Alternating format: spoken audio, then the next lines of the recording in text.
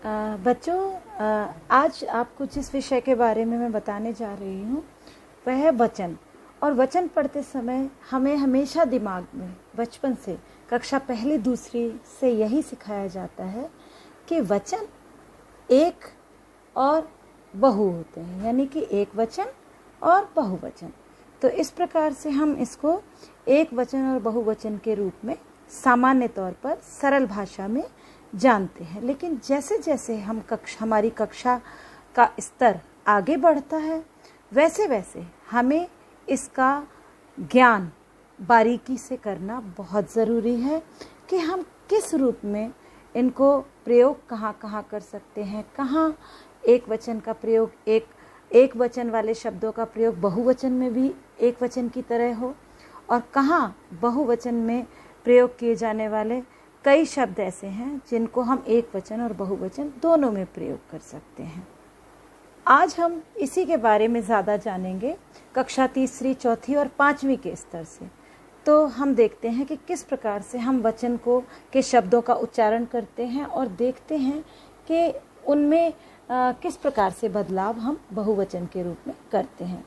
सबसे पहली बात, अ यानी कि छोटे आ के स्वर से अंत होने वाले एक वचन शब्दों के बहुवचन में अ की जगह ए और अनुस्वार हो जाता है। ठीक है, आ एकदम समाप्त हो जाता है और आ की जगह पर ए अनुस्वार के साथ आता है। जैसे उदाहरण के लिए किताब, किताबें, बात, बातें, रात, रातें, दवात, दवातें। इसको हम कहते हैं अकारांत एक वचन बहुवचन। इसी प्रकार से आ यानी कि बड़े आ से अंत होने वाले जो जितने भी वचन वाले शब्द हैं, चाहे वो पुल्लिंग हो या स्त्रीलिंग हो, लेकिन दोनों के नियम अलग अलग हैं। आ से अंत होने वाले पुल्लिंग शब्दों में आ के स्थान पर ए हो जाता है। ध्यान से सुनिएगा, आ से अंत होने वाले पुल्लिंग शब्दों में आ के स्थान पर ए हो जाता है। जैसे घोड़ा, घोड़े, क्योंकि ये सभी पुल्लिंग हैं, ए आ जाएगा और आ हट जाएगा। लड़का, लड़के, पत्ता, पत्ते, डिब्बा, डिब्बे। अब हम जानेंगे कि बड़े आ के स्वर से अंत होने वाले एक वचन शब्द स्त्रीलिंग शब्द, जिनके अंत में आ नहीं हटता और आ के साथ ए और अनुनासिक भी लग जाते हैं। आ तो रहता ही है लेकिन आ के साथ ए और अनुनासिक भी लग जाते हैं। जैसे कविता, कविता लिखी जाती है, माला पहनी जाती है, सेना आक्रमण करती है, माता काम करती है। तो ये सभी स्त्रीलिंग शब्द हैं। तो इनके वचन में बदलाव जब आता है बहुवचन में, तो आ के साथ ए और अनुनासिक दोनों लग जाते हैं। इसी प्रकार आगे आ के साथ अनुनासिक के प्रयोग का एक अलग नियम भी है। आप देख सकते हैं कि आ के साथ अनुनासिक के प्रयोग के अलग नियम में कभी कभी कई एक वचन स्त्रीलिंग शब्दों, ध्यान दीजिएगा, कभी कभी कई एक वचन स्त्रीलिंग शब्दों के अंत में आ को नहीं हटाते हैं और उस पर अनुनासिक लगाकर बहुवचन बना लेते हैं। जैसे डिबिया, डिबियाँ, चूहिया, चूहियाँ, खटिया, खटिया, बिटिया, बिटियाँ, चिड़िया, चिड़ियाँ। इस प्रकार से आ के साथ अनुनासिक के प्रयोग का यह नियम भी विशेष है। तो अब आती है बारी ई की। बड़ी ई के स्वर से अंत होने वाले सभी एक वचन शब्द बहुवचन में छोटी ई के स्वर में बदल जाते हैं। कैसे? चलिए पढ़ते हैं। सखी, सखियाँ, नदी, नदियाँ, परी, परियाँ, लड़की, लड़कियाँ, टोपी, टोपियाँ, घड़ी, घड़ियाँ। कितना साफ उच्चारण हमें समझ आता है अनुनासिक का। लाठी, लाठियाँ। तो इस प्रकार से हम देखते हैं कि बड़ी ई की मात्रा का स्वर छोटी ई की मात्रा में कैसे बदल जाता है। तो हमने जाने अ से अंत होने वाले अकारांत, आ से अंत होने वाले आकारांत और ई से अंत होने वाले ईकारांत। तो इसी प्रकार अब हम आगे जानते हैं ऐसे शब्द जिनके वचन सदैव एक वचन के रूप में ही प्रयोग होते हैं, जैसे नल, बादल, क्रोध, आकाश, प्रजा, प्रेम, चीनी, पराजय आदि। आप कभी इनसे वाक्य बनाकर देखिए। हमें क्रोध आता है, सबको क्रोध आ गया है ना, फिर हमें सबसे प्रेम करना चाहिए। प्रेम करना कितनी अच्छी बात है।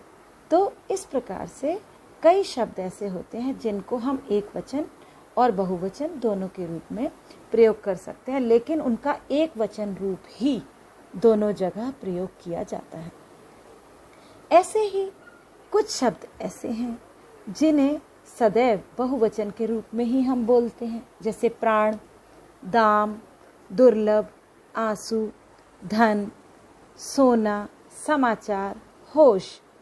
जैसे ही मैंने इतना काम देखा मेरे तो होश उड़ गए, मेरे तो प्राण ही निकल गए। इतनी तेज मिर्च खाकर मेरे तो प्राण ही निकल गए।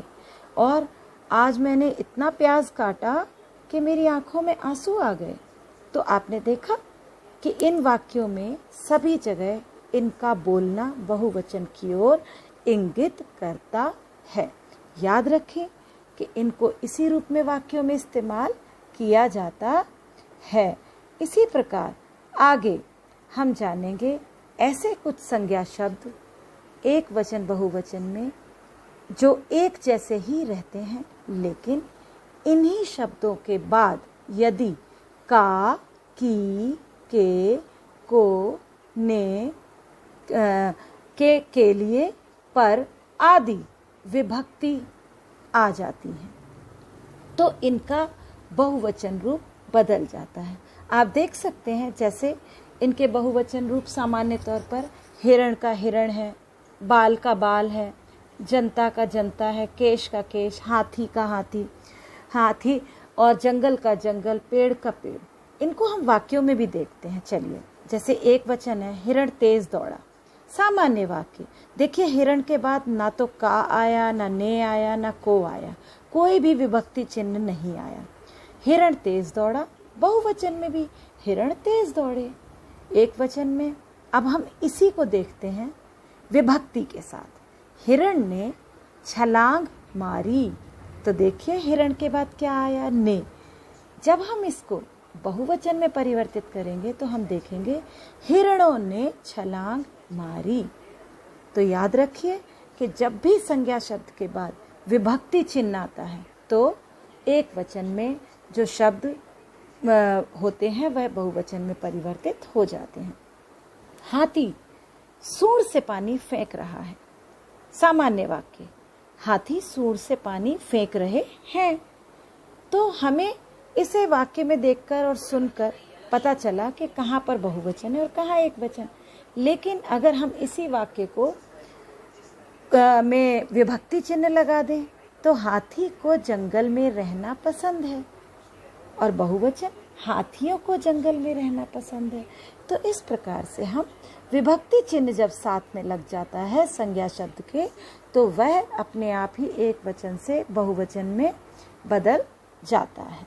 अन्यथा सामान्य वाक्यों में इनके बहुवचन नहीं बदलते और ये हमेशा एक जैसे ही प्रयोग किए जाते हैं। हम इनको और भी कई उदाहरणों से समझ सकते हैं, जैसे बालक को, बालकों को। अब बालक के बाद को आया, बच्चे को, बच्चों को, हिरण के लिए, हिरणों के लिए, पेड़ पर, पेड़ों पर।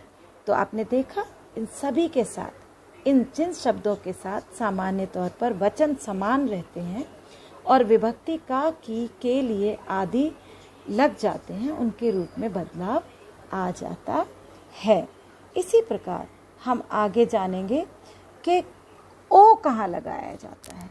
वचन बदलते समय कई शब्द आपने सुने होंगे, भाइयों, बहनों, पक्षियों, श्रोताओं, देवियों, सज्जनों, सम्माननीय जनों।